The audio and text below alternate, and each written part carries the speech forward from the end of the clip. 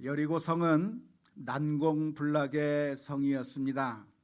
가나안 땅에 있는 아주 든든한 성이 바로 여리고 성이었는데요.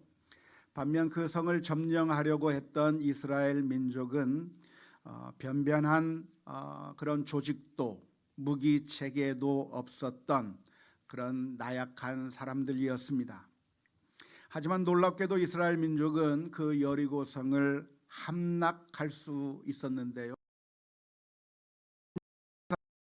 답이 나오지 않습니다.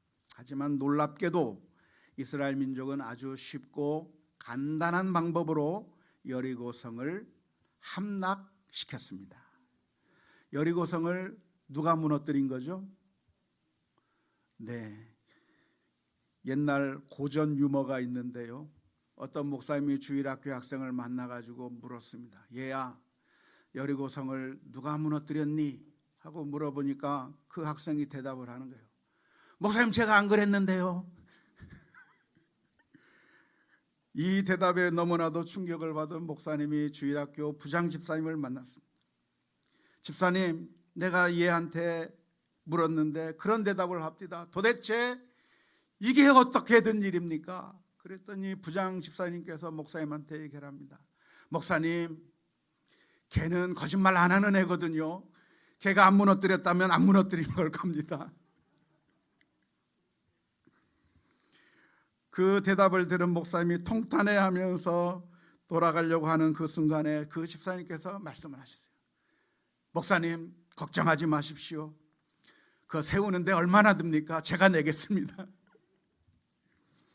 모두가 다 한 번씩 들어보신 농담인데 웃어주셔서 감사합니다. 누가 무너뜨린 거죠? 하나님께서 무너뜨려 주셨습니다. 이스라엘 민족들이 한 일은 아무것도 없습니다. 하나님께서 명령하신 대로 여리고성을 매일 돌라고 했을 때 매일 돌았고, 마지막 날 7바퀴를 돌고 제사장이 양각나팔을 부를 때 이스라엘 민족들이 크게 소리를 질렀더니 그 여리고성이 무너져서 결국 이스라엘 민족이 손쉽게 그 여리고성을 점령했다고 하는 이야기가 여호수아서 6장 말씀에 기록되어 있습니다. 성경에 있는 이 이야기를 읽으면서, 성경에 나오는 이와 비슷한 이야기를 읽으면서 우리들의 마음은 정말 가슴 벅찹니다. 왜냐하면 우리 모두에게는 다 장벽들이 있기 때문에 그렇습니다. 그 장벽들은 우리의 힘으로 해결하기가 어렵고 정말 어찌할 수 없는 정말 고민거리인데, 그 장애물들이, 그 고민들이 그저 하나님의 말씀에 순종하여 돌기만 했더니 무너질 수만 있다고 한다면 얼마나 좋을까요? 우리가 살아가는 가운데 엄청난 장벽이 있습니다. 건강한 줄 알았더니 암이라고 하는 장벽을 만납니다. 심각한 재정적인 문제를 만납니다. 우리 자녀의 문제를 만나고 가정의 불화를 겪는 거죠. 어쩌면 지금 우리 전 세계적으로 겪고 있는 이 전염병도 우리가 만나게 되는 그런 커다란 장벽이 아닐까 싶습니다. 그런데 이런 장벽을 만났을 때 그 옛날 이스라엘 민족이 여리고성을 돌듯이 우리가 한 것은 없는데 하나님께서 무너뜨려 주신다고 한다면 얼마나 좋을까요? 전염병도 어느 순간에 갑자기 그쳐버리고, 암에 걸렸던 것도 그냥 다 나사버리고, 정말 내가 해결할 수 없는 그런 문제들, 우리 자녀의 문제, 취직의 문제, 진급의 문제, 여러 문제들이 그냥 한순간에 해결될 수만 있다고 하면 얼마나 좋겠습니까? 사람들은 그런 간절한 마음이 있어서 여리고성을 돌는 방법을 쓸 때가 종종 있습니다. 예전에 우리가 현우 빌딩에 있었을 때 현우 빌딩에 있었던 그 시절에 우리 교우들의 마음 가운데 가지고 있었던 소망이 하나 있었습니다. 무슨 소망을 가지고 있었죠? 예배당을 좀 우리가 가졌으면 좋겠다고 하는 그런 간절한 마음들이 표현을 안 했지만 성도들의 마음 가운데 많이 있었던 것 같아요. 근데 그 중에 몇몇 분들은 그 현우 빌딩 옆에 있는 공터를 바라보면서 저 공터가 우리 교회 땅이면 얼마나 좋을까, 여기에 우리 교회를 치면 얼마나 좋을까 하면서 거기 가서 빙빙 도신 분이 계세요. 도셨습니까? 정말 하나님 이 땅을 좀 우리에게 좀 주세요. 간절한 마음으로 빙빙 도신 그런 권사님들이 계신데 저는 그 마음이 정말 소중하고 예쁘고 귀한 마음이라고 생각을 합니다. 교회를 사랑하는 마음이 있기 때문에 나온 행동이고, 정말 주님의 교회를 사랑하기 때문에 어떻게 해서라도 좀 있었으면 좋겠다고 하는 그런 간절한 마음이 표출된 것이라고 생각을 합니다. 하지만 그렇게 한다고 해서 빙빙 돌고 땅 밟기를 한다고 해서 여리고가 무너지듯이 그런 땅이 우리들에게 넘어올 수만 있으면 얼마나 좋겠습니까? 근데 넘어오질 않아요. 이게 우리들의 고민인 것이죠. 지금 현대를 살아가는 우리들에게 고민이 무엇이냐면, 성경을 보면 엄청난 이야기들이 있습니다.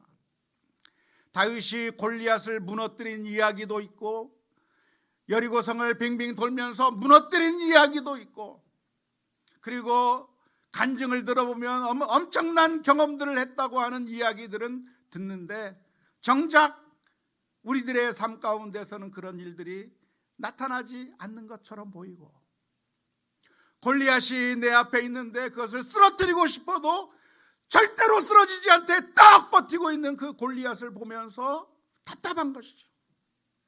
여리고성이 좀 무너졌으면 좋겠는데 무너지지 않고 그냥 그대로 있는 그 모습을 보면서 우리들의 마음 가운데 고통스러운 그런 생각이 드는 것이고 고민이 되는 것입니다.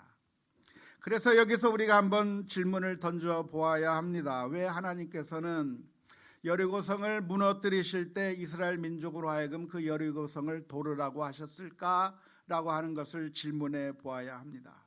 하나님께서 이스라엘 민족에게 여리고성을 도르라고 매일매일 한 번씩 돌고, 그리고 마지막 7번째 날에는 7바퀴를 돌고, 그래서 소리를 질러서 그렇게 하라고 명령하신 이유가 무엇일까요?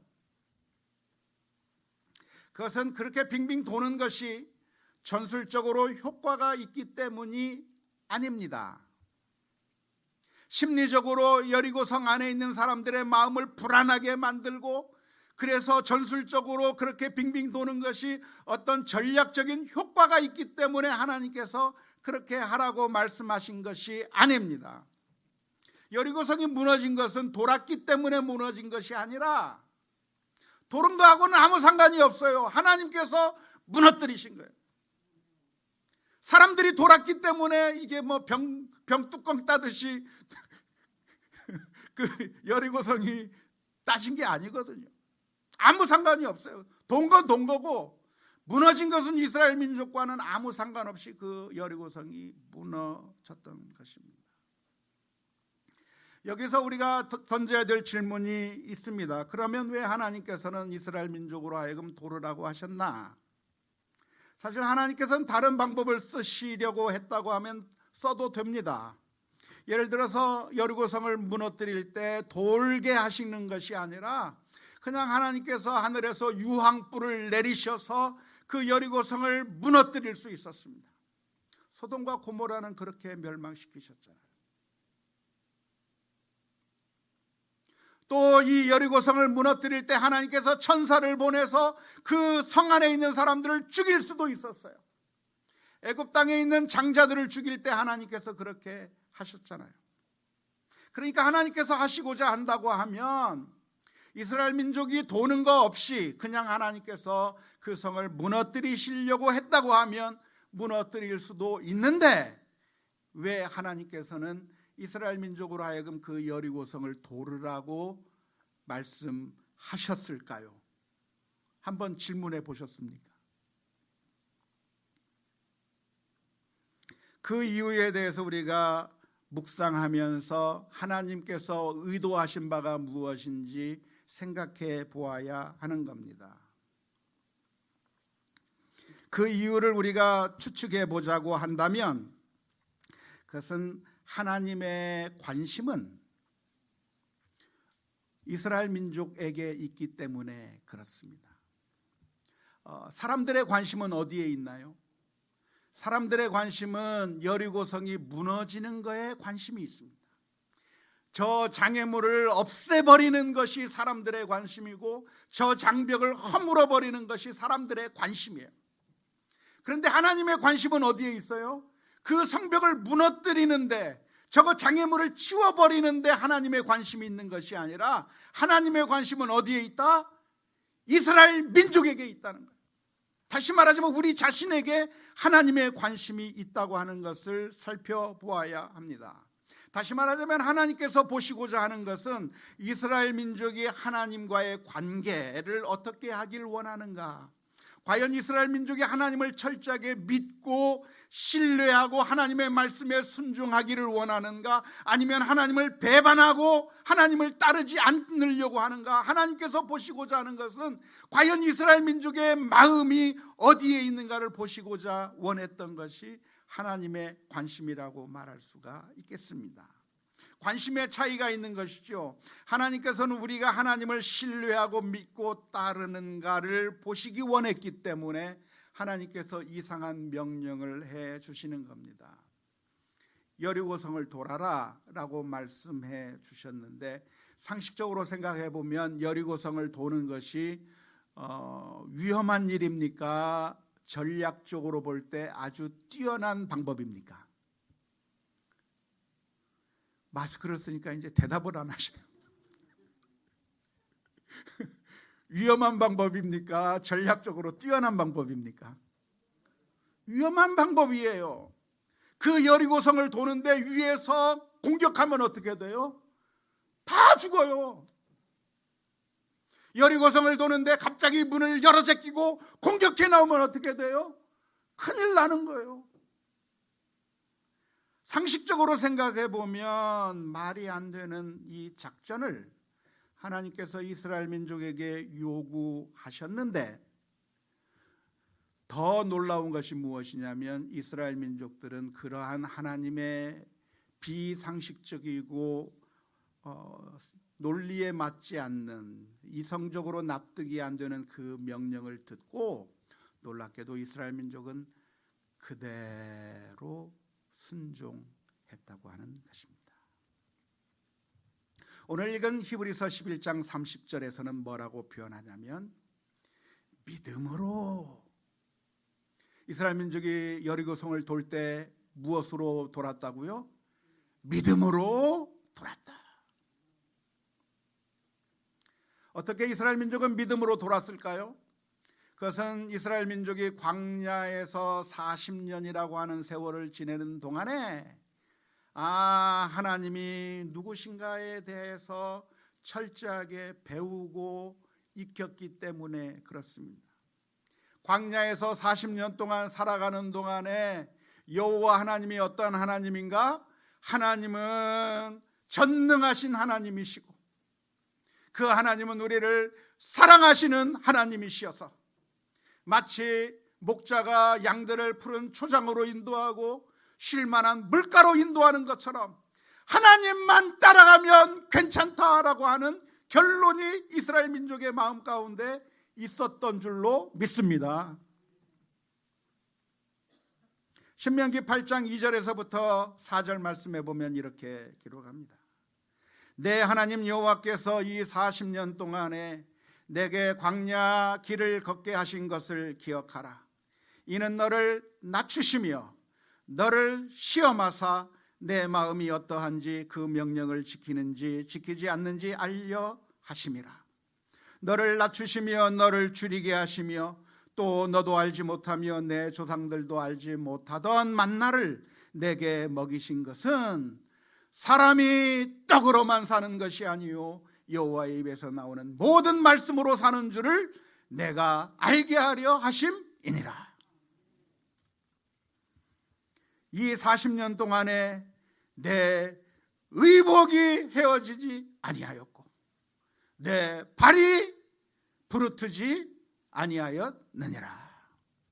이스라엘 민족은 광야 40년 동안 생활하면서 처음에는 하나님을 원망했어요. 무슨 일이 있을 때마다 하나님을 향해서 불평을 했어요. 그래서 얻어 터지기도 했어요. 그런데 그 40년 동안의 훈련의 과정 속에서 깨달은 것이 있는데 그것이 무엇이냐면 하나님이 우리의 하나님이라는 거예요. 하나님이 우리를 사랑하고 계시고 하나님께서 우리를 잘못된 곳으로 인도하시는 것이 아니라 하나님께서 사랑으로 우리를 인도해 주신다고 하는 사실을 깨달은 이스라엘 민족들이 하나님만 믿고 따라가면 되는구나, 그걸 깨달은 거예요. 그거 돈 믿고 따라갈 것이 아니라 사람을 믿고 따라갈 것이 아니라 하나님만 믿고 따라가면 되는구나, 그걸 깨달은 거예요.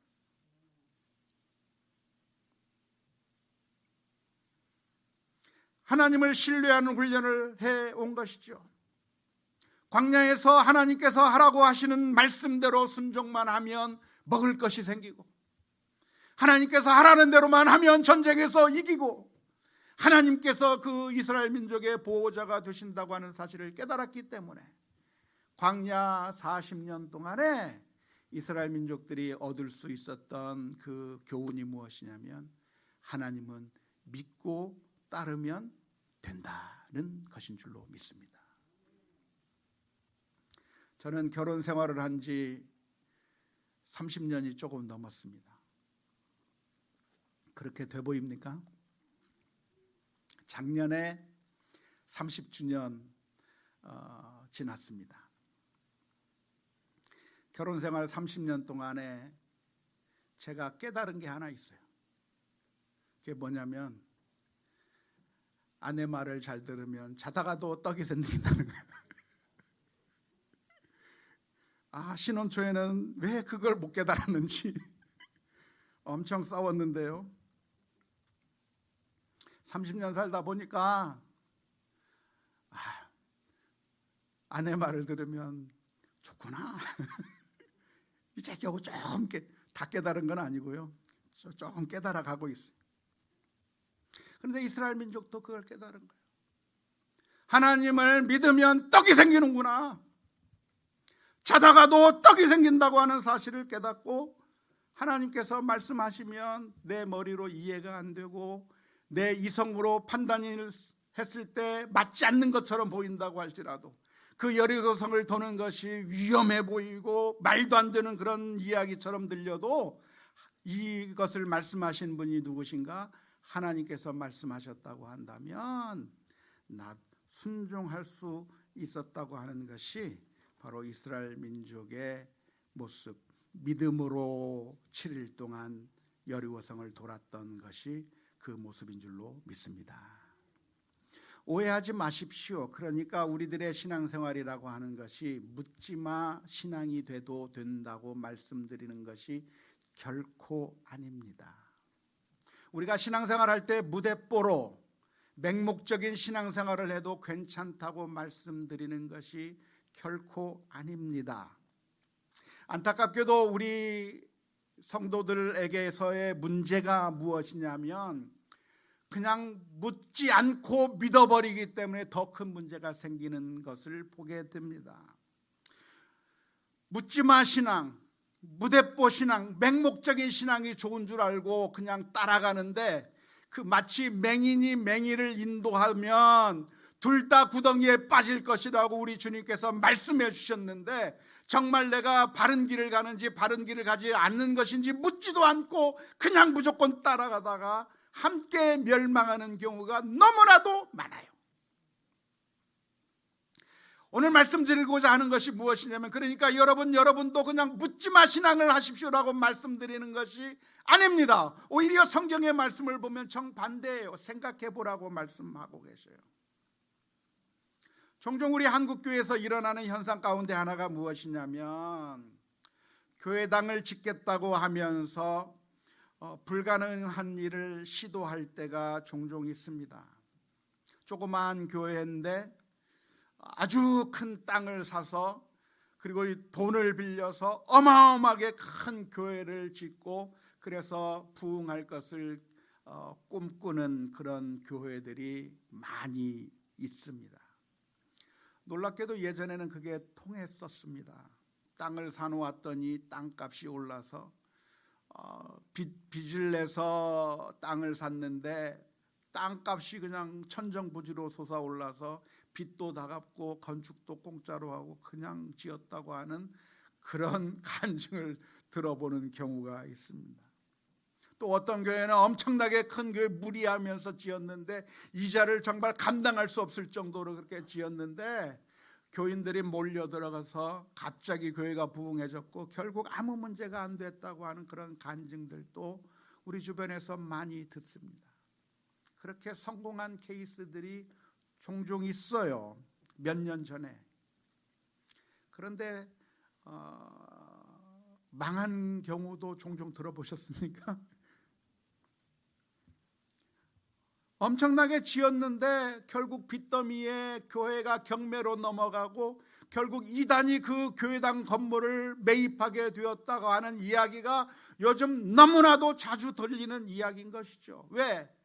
정말 우리는 무대뽀로 밀고 나갔는데 그게 아닌 거예요. 잘못된 거예요.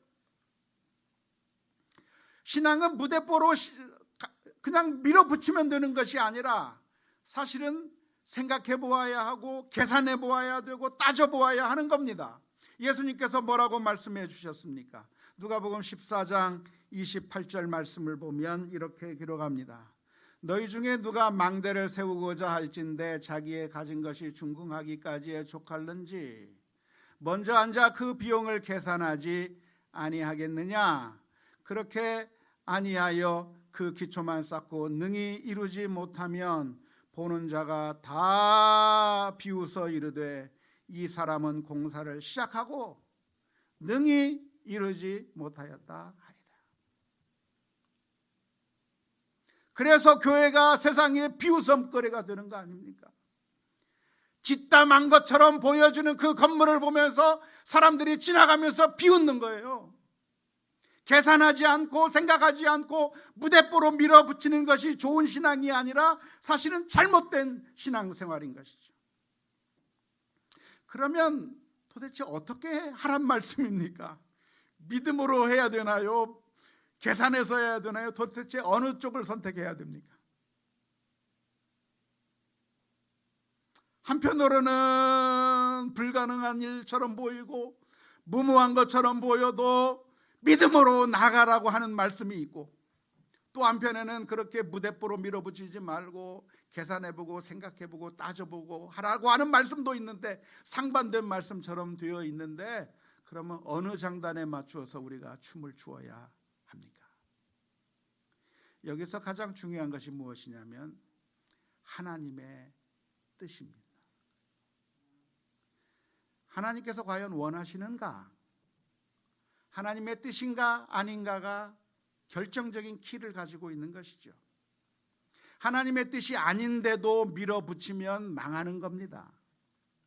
그런데 하나님의 뜻인데도 불구하고 순종하지 않고 행동하지 않는다고 하면 그것 역시 믿음이 없는 행동일 것입니다. 그래서 신앙생활에 있어서 제일 중요한 것이 무엇이냐면 우리가 늘 묵상을 해야 되는 것이죠. 과연 이게 하나님의 뜻일까 아닐까를 판단해야 되는 거예요. 생각해야 되는 거예요.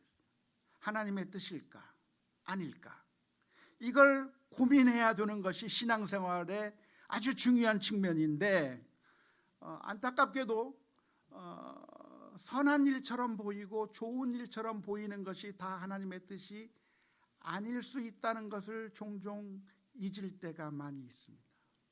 예를 들어서 다윗이 성전을 짓겠다고 했을 때 하나님은 뭐라고 말씀해 주셨습니까? 성전을 지라고 말씀하셨나요? 짓지 말라고 말씀하셨나요? 짓지 말라고 하셨어요. 성전 짓는 게 나쁜 일입니까? 좋은 일이에요. 선한 의도로 결정했어요. 하지만 하나님께서는 그게 내 뜻이 아니라고 말씀해 주시는 거죠. 다시 말하자면 내가 아무리 좋은 목적을 내세운다고 해서 그게 자동적으로 하나님께서 원하시는 것이 될 수는 없는 겁니다. 그래서 우리가 생각해 보아야 되는 게, 고민해야 되는 게, 과연 정말 이게 하나님의 뜻일까?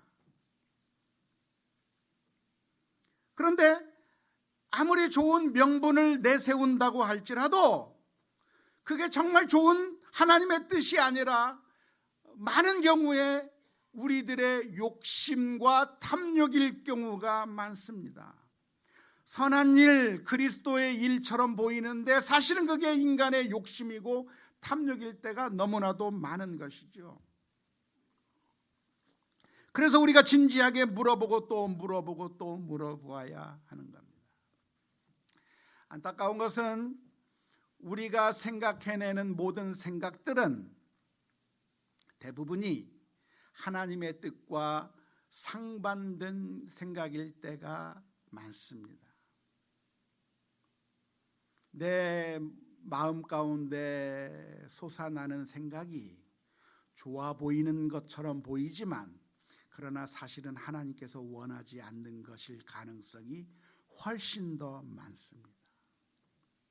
왜냐하면 우리들의 본성이라고 하는 것이 하나님의 뜻을 거스리는 본성이 있기 때문에 그래요.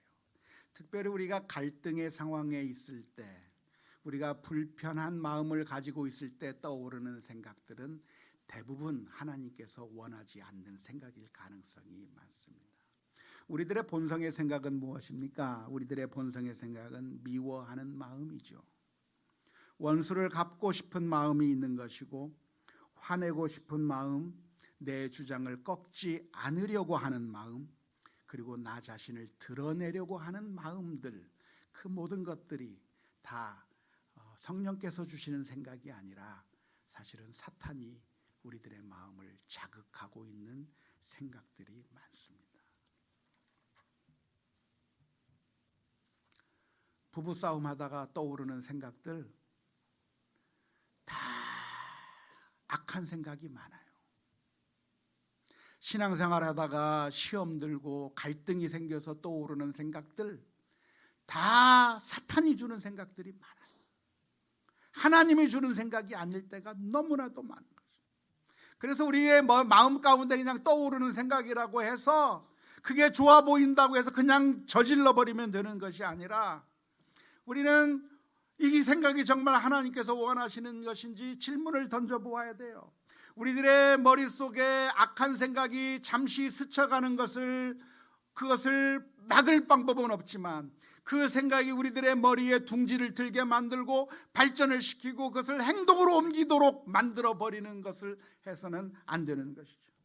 그래서 성경 말씀을 묵상하는 가운데 하나님의 뜻이 무엇인가를 발견해야 되고, 하나님의 뜻이라고 한다면 그것이 비합리적이고 내 본성에 맞지 않는다고 할지라도 이스라엘 민족이 여리고를 돌듯이 순종의 길로 나아가야 될 줄로 믿습니다. 하나님을 사랑한다고 하면 하나님께서 우리를 인도하시는 그 길이 비합리적으로 보일 수 있어요. 정말 하나님께서 사랑하신 대로 사랑하면 내가 망할 것 같아요. 하나님께서 사랑하신 대로 그렇게 우리가 원수를 용서하면서 살면 이 세상에 살면서 무시당하면서 살 것만 같아요. 내 것을 나누어 주면 내 삶이 무너질 것만 같아요. 그러나 그것이 하나님의 뜻이라고 한다면 하나님의 말씀에 이스라엘 민족들이 믿음으로 여리고성을 돌듯 그 성을 돌 수 있는 믿음의 결단들이 우리 모두에게 있을 수 있기를 주님의 이름으로 축원합니다.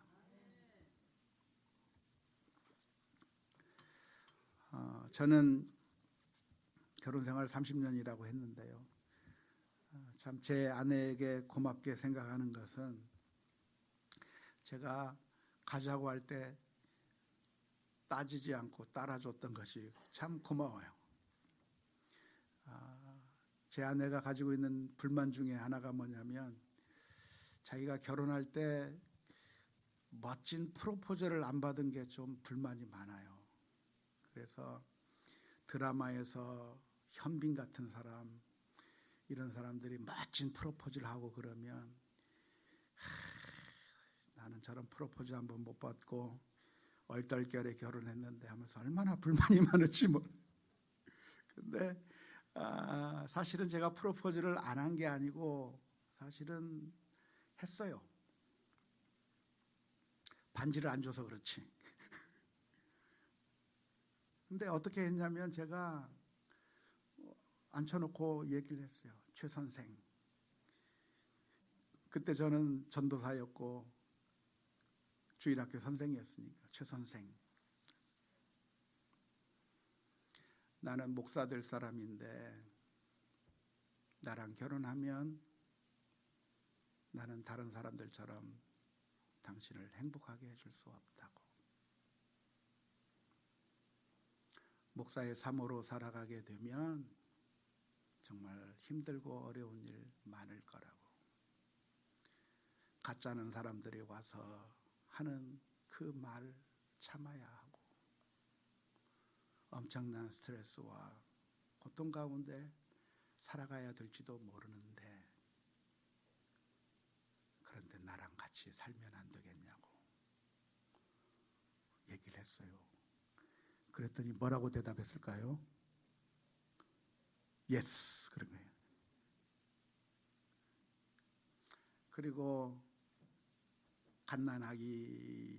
우리 아이가 갓난아기였을 때 미국으로 유학 가자고 했을 때 사랑하는 어머니를 한국에 놔두고 갓난아기를 붙들고 미국에 유학 가는데 말도 안 통하는 그 나라로 따라오고 미국에서 또 정착해서 잘 살 것 같은데 다시 한국으로 돌아가자 하니까 또 따라오고. 왜 그랬을까요? 저를 사랑해 줘서 그런 거죠. 사랑하는 성도 여러분, 저와 여러분들은 하나님의 놀라운 사랑을 받은 사람들입니다. 그리고 하나님께서 우리를 향해서 모든 걸 다 내어주신 분입니다. 그렇다고 한다면 주님께서 순종의 길로 우리를 불러주실 때 못하겠다고 내 생각으로 거부하는 자들이 아니라 믿음의 길로 나아가야 될 줄로 믿습니다. 주님께서 우리를 위하여 십자가를 지셨습니다. 빌립보서 2장 6절부터 11절의 말씀을 보면 그는 근본 하나님의 본체시나 자기 하나님과 동등됨을 취할 것으로 여기지 아니하시고 오히려 자기를 비워 종의 형체를 가지사 사람들과 같이 되셨고 사람의 모양으로 나타나사 자기를 낮추시고 죽기까지 복종하셨으니 곧 십자가에 죽으심이라. 이러므로 하나님이 그를 지극히 높여 모든 이름 위에 뛰어난 이름을 주사 하늘에 있는 자들과 땅에 있는 자들과 땅 아래에 있는 자들로 모든 무릎을 예수의 이름에 꿇게 하시고 모든 입으로 예수 그리스도를 주라 시인하여 하나님께 영광을 돌리게 하셨느니라. 우리가 늘 하지 못하는 그것을 예수님께서 우리를 대신하여 순종하시고 십자가에 내어주시기까지 우리를 사랑해 주셨던 그것을 생각하면서 믿음의 길에 결단하며 나아가는 우리 모두가 다 될 수 있기를 주님의 이름으로 축원합니다.